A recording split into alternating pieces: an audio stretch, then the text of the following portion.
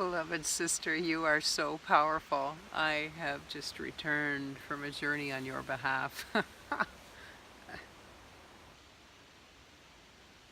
Your grandmother Raven and all who guide you in the West have been just like making all this noise in the West. Oh, what a pleasure. Thank you for this honor of working with you, alongside you, to co-birth this incredibly powerful being who wants to come through. Oh my goodness. Wow. There was so much activity and so much noise and so many beings present here. Wow. So I called in my guardians and guides as well as yours by name. Invoked the inner sacred circle with Hear Ye the Goddess, the script that you want written inside there, powerfully, loudly. Your presence is so powerful, my love, and there is great soul memory with you. As priestesses, as sisters, as those who went through many lifetimes of torture and standing up for what we knew was right. I have memory of clasping arms side by side, many of us side by side, saying, hold on, because they were coming, the Inquisition, and we knew there was no way we were going to let them have that pleasure. And so we held on to each other tightly like this so we couldn't let go, and we walked into the ocean together and just kept walking together. And I have memory of fire, as you do. We'll have great discussions and lots of stories for another day over tea, hopefully on your porch. I want to come into your woods someday. It just sounds beautiful, and of course you're always welcome here. Back to your journey. So I flew on the back of my owl. My owl and your badger both see in the dark. They see things that others cannot see, and so that's usually where I begin, is with her going to places. And we were near the water. We went to near the water. I could hear the water. No wonder water is so present for you, because it was an island of priestesses and druids. Not that druids were men, but there were men also. But we were, where I was a place of mostly women. Crescent moon. Berobed, many berobed in white. And then I was sitting in my berobed, sitting in my space in the woods, and from every direction around me in a circle came priestesses and druidic priests coming right here, you know, surrounding me in a circle, and the power was visceral, just whoa, you know. It was us in lifetime after lifetime, like, you know, some of the things you wrote of with Dark Eagle, that power that it doesn't cease to exist when we move into a new lifetime. It builds and builds and builds, and we carry it. And so when we meet another, it's easy to recognize that frequency. So there we all were, many of us together, surrounding. And your drum being was in the middle of the circle, and it was like the great wheel. And it was set, your frame, just like your hoop is here in front of me now on my altar space. And there was a lot of drumming and a lot of energy that went into that during the journey. But what I saw with these beings, and this, whew, the power that was radiating into your drum being, these beings, my guardians and guides, the ancient ones, the ancient trees, holy smokes, the ancient trees. As soon as I got in my car to come here, The ancient trees jumped in my car too. My whole car smelled like, you know, that the resins that drip off of the firs and the pines, that beautiful scent. It was as if a tree had broken open in my car and was just wafting that scent. I got in my car to come here with everything packed up, and I just went, whoa, whoa. You definitely have some trees. I know I have them with me, but you too, girl, man, they are so present. Anyway, so all of these beings are present and still are, and we're present in this, the West. So on the drum itself, there will be Celtic knotwork around as a border, and the Celtic knotwork will have roses in it, red roses, and that is your husband's energy and frequency wanting to continue to surround you and support you in this work, as he has, that soul has for lifetimes. Within that support and that ancestral Celtic heritage that you are so very, very aware of, is your sacred circle that you've been carrying with you for many, many lifetimes. And in that is your north, your south, your east, and your west, and your spirit guides who reside there, who have for eons. And so on the mesa of your drum will be this mandala of support, of guidance, of guardianship through all of these beings that want to resonate with you as you enter that healing space and move that great power that you've accrued out into the world in yet another way. Another way.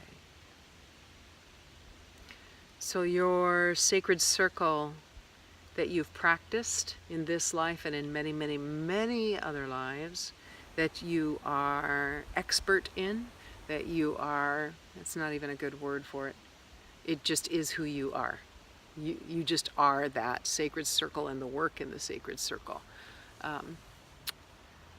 That will be represented on your mesa with, as a mandala of sorts, with implications of your guides, and it won't necessarily be the actual figures of your guides, but a beautiful implied mandalic sacred circle of color, beautiful color, with your phoenix represented in the center, and in the east your MoonRhaven, and in the west, Grandmother Raven, and in the south, your beautiful dragon.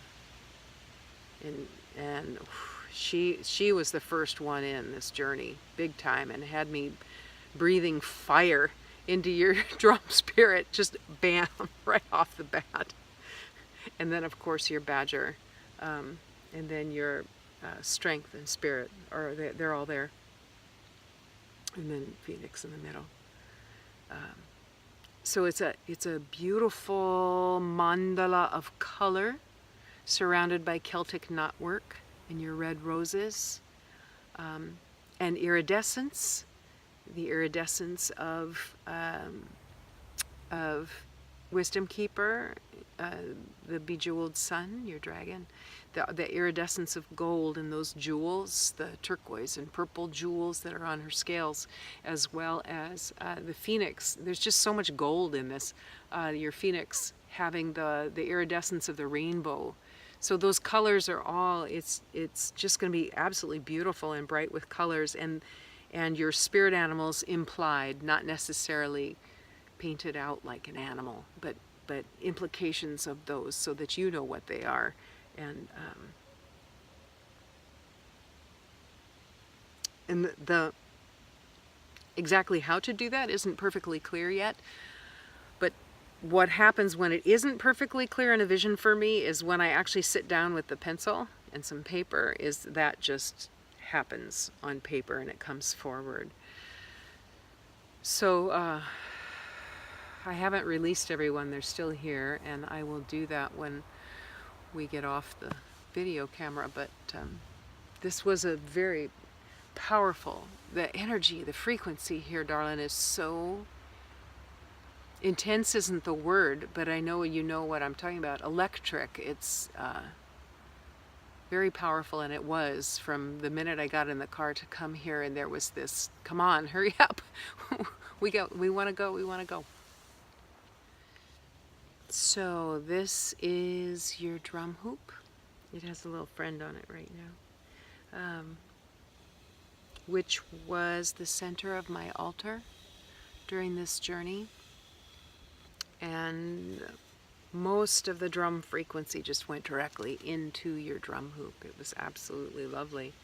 Usually the drumming happens all over the place, but today there was a lot of frequency shifted straight into your drum being.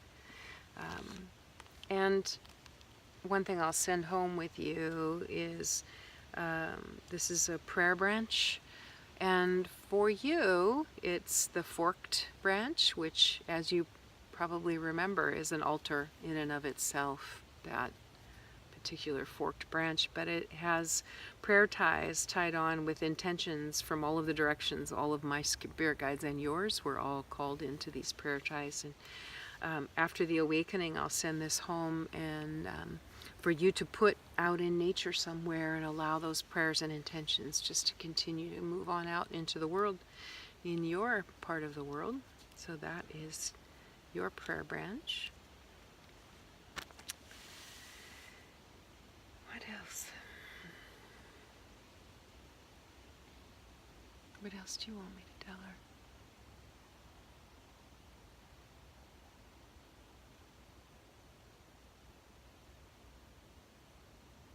Everybody's so quiet. Are we done? It's just silent now. You know, it was sweet because as I ended the journey, just as I ended it and I came back, I was still, you know, doing the slow beats, and in between the beats I could hear raven calls way over in the east. MoonRhaven. That's all.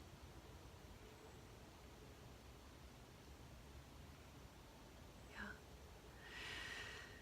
Well, my dear beloved sister, I am really looking forward to meeting you again and sitting with you. We have so much to share someday about memories and lifetimes, and bringing that into this lifetime especially, and work that we can do together, and or just enjoy, you know, that we're on this face of this planet again. So I'm sending my love to you. I send my heart to you. I'm holding you in the sweetest lullaby within as you move through these days. And send my big love, darling.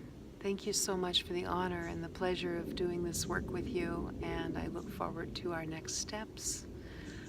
I look forward to your package arriving, and everything will be set upon your altar. Your hoop goes on your altar. Now your prayer branch goes on your altar, and every sacred item that you're sending along will go upon your altar as well. And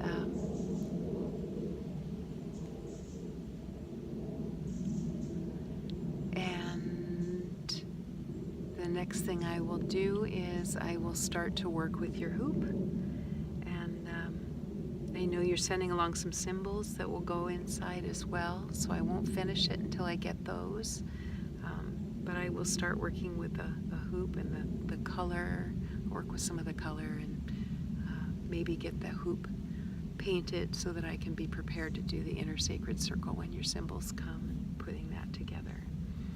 And I will continue to allow the vision to come in for the precise placement of everything and the colors, and it's going to be beautiful, but it just hasn't clarified itself yet in my vision exactly how each being will be represented. And I think that's because each being is not just a singular being. It's a frequency. It's a huge, massive energy that you work with, that you have worked with, that you call upon. Clearly you know how to call upon.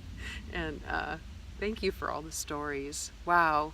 Wow, and your writing is amazing. You're such a beautiful writer. I'm sure you've heard that before. So anyway, thank you. In great gratitude, I deeply bow to you, and I look forward to speaking with you again and having that cup of tea on your porch someday.